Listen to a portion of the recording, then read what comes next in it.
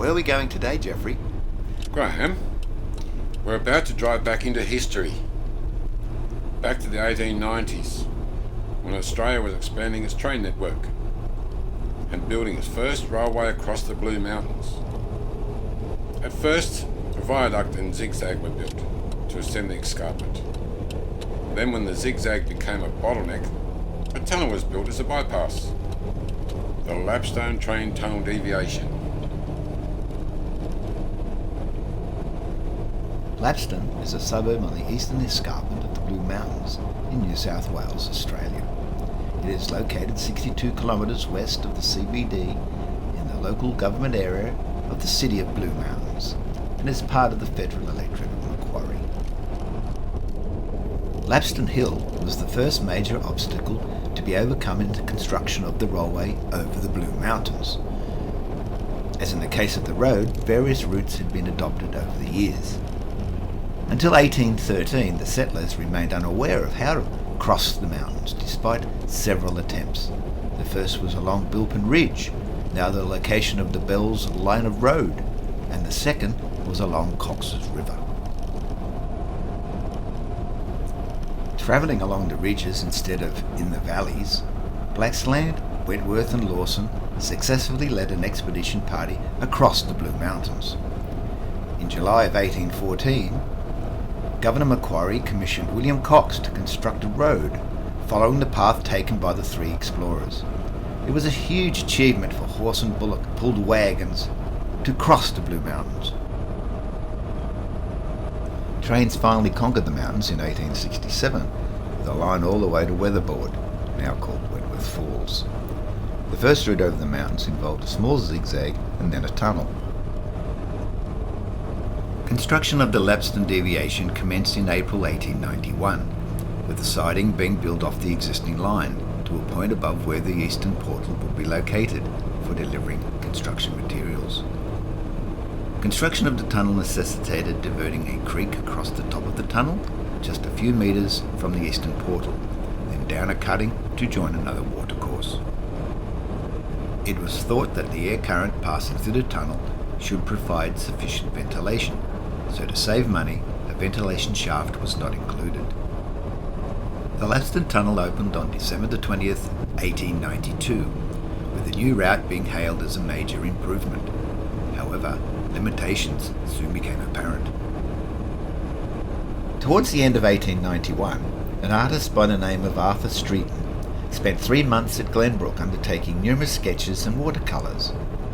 By the time he came to paint this oil on canvas, called Fires On, he was following the development of the railway tunnel with interest.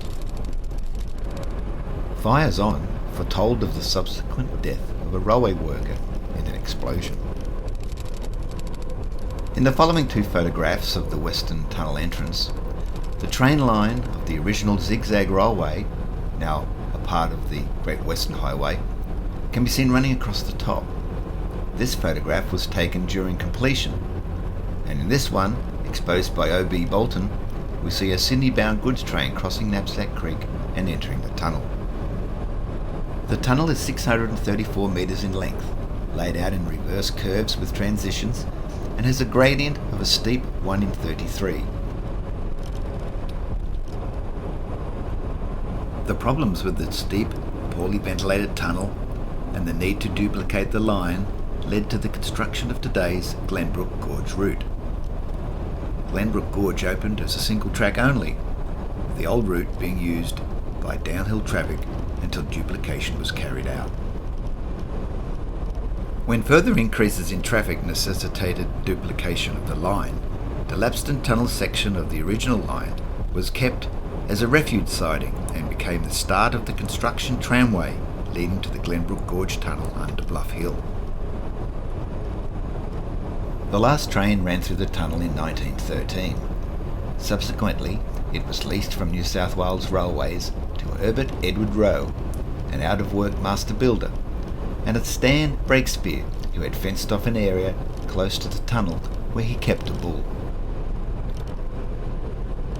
The Rowes had the idea of growing mushrooms in the tunnel and created living quarters from an old circus tent, a small cave and a culvert under the highway.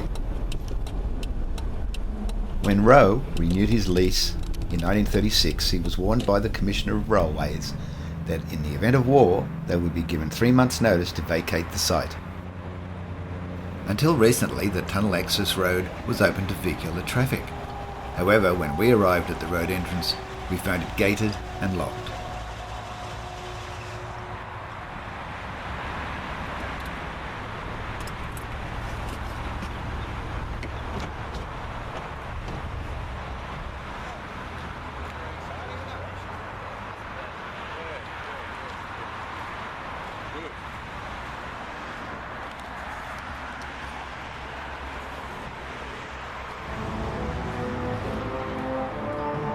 During World War II, that broke out in September 1939, Rowe was given a mere 1 week to vacate.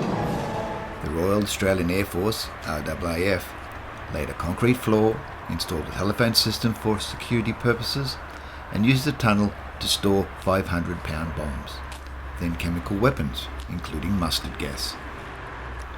Back in 1930, Australia ratified the 1925 Geneva Protocol, which banned the use of asphyxiating, poisonous or other gases in times of war for offensive purposes, following the experiences of chemical warfare during World War I. By 1937, 2 years before World War II commenced, Australia was considering the need to obtain gas for wartime defensive purposes. Early in 1942, Australia prepared for possible invasion by the Japanese southward advance. Of particular concern was whether Japan would use chemical weapons, as it had already done in China. On the 6th of January 1942, the Air Board approved the takeover of the 364-metre railway tunnel at Lapstone by the RAAF for the storage of bombs, and Rowe, along with his mushrooms, disappeared. Australia then requested chemical warfare stocks from Britain in March 1942. The response was swift. The first stocks of chemical weapons destined for the RAAF docked in Australia in May of 1942 and were stored in the Blue Mountains disused tunnels, chosen because of the low fluctuation in temperature and constant humidity. The purpose of the RAAF's presence in the tunnel was a long-held secret, as was the testing and later disposal of the gas.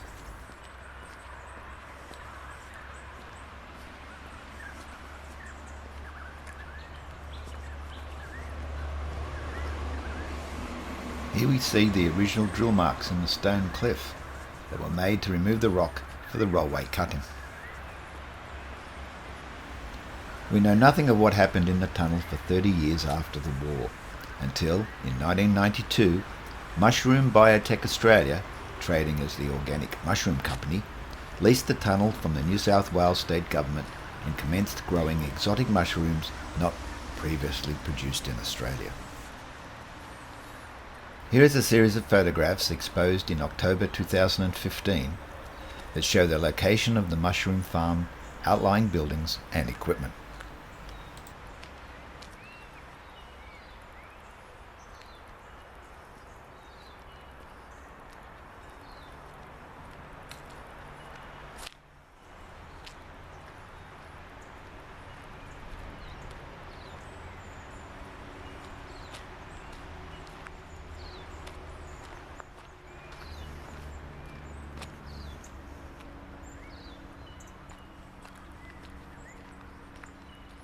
We now come forward to August 2015 with the publication of an article by B.C. Lewis in the Blue Mountains Gazette titled Glenbrook Mushroom Farm, Doss House Under Spotlight.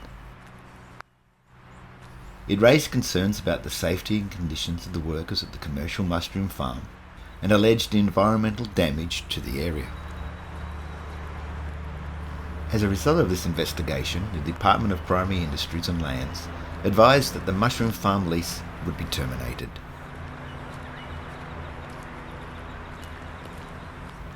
Apparently, Mushroom Biotech inherited a lot of issues from previous owners, so they decided it's time to move on. In early February 2016, mushroom production ceased and the leaseholder began the process of cleaning up the site prior to vacating. This is how the area looked when we arrived on the 12th of June 2017.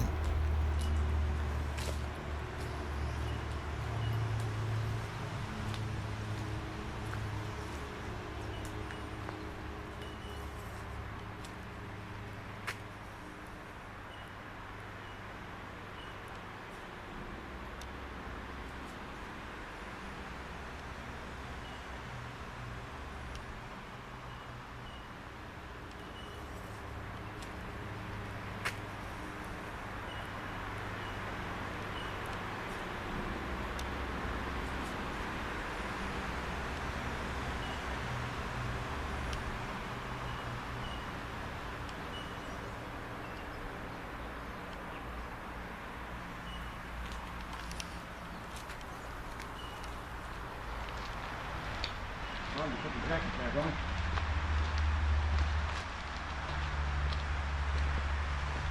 Yeah, this is definitely the tunnel. Yep.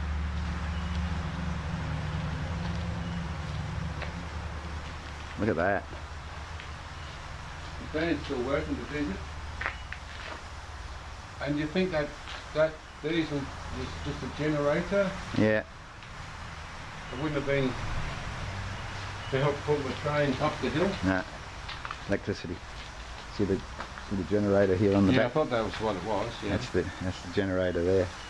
That's the engine. But Small tank. But why would they have a generator? Because there was steam then, when this was running. They still had lights in the tunnel. Would have been for lights. Mm-hmm.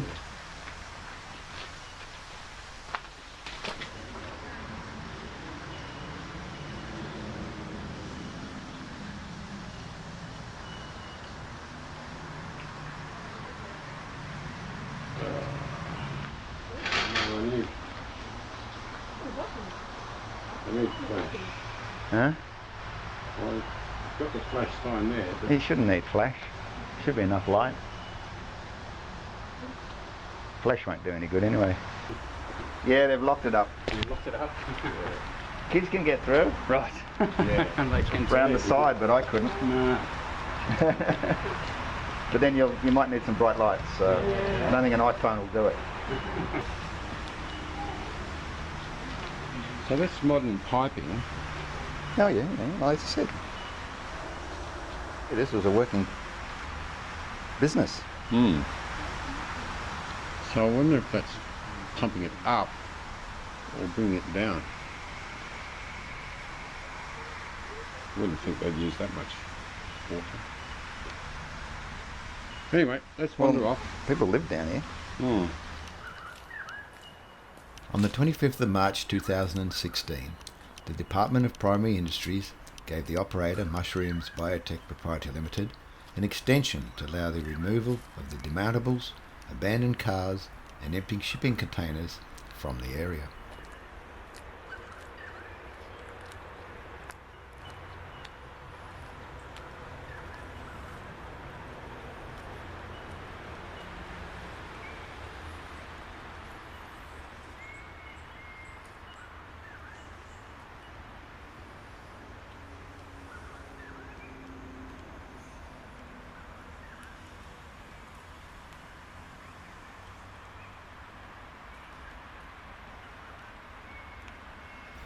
The long-term use of the tunnel and surrounding land is in discussion.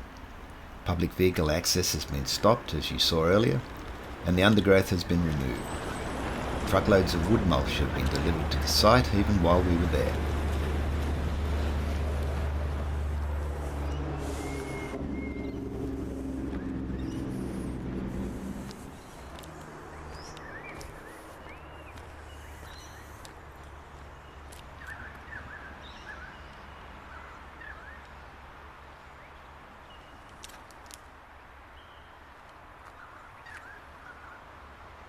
Ms Doyle MP says an opportunity exists now to open up the railway tunnel to the public in a way which celebrates its fascinating history over the past 130 years and encourage tourism to the Lowell Blue Mountains.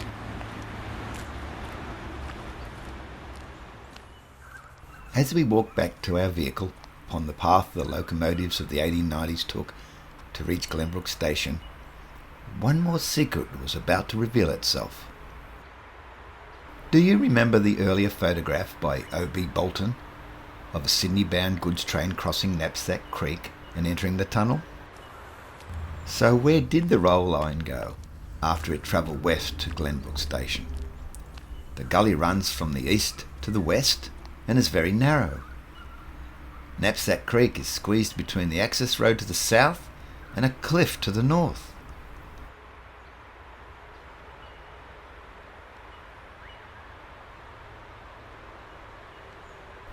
We went back to investigate. Walking back to where we imagined the rail line crossed the creek, we discussed different ideas on the rail track direction. Had the creek eroded away all remnants of the northern side track? Or was it possible there was another tunnel?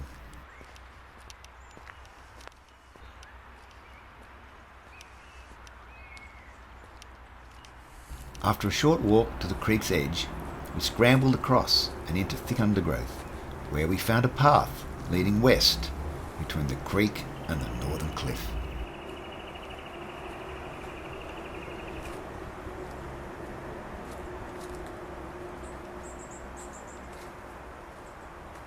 Another short walk led us to where a beautiful tree fern garden now grows, as nature reclaims what was once its own. As we began to understand the direction the path was taking us, we found a cutting in the northern cliff. It appears the rail line from the tunnel to Glenbrook Station continued up along the northern side of Knapsack Creek and through a cutting to reach its destination. Well, Graham, that was an eye-opener. I've been driving past this for years and quite unaware of this wonderful part of our history. Tell me, what are your thoughts about all this? I imagine so few people know about the Lapstone Tunnel because of all that wartime secrecy. It's great to see that the whole area is being cleaned up and maybe one day open to the public. Who would have thought that an old hole in the ground would have such an interesting past, and so close to home too?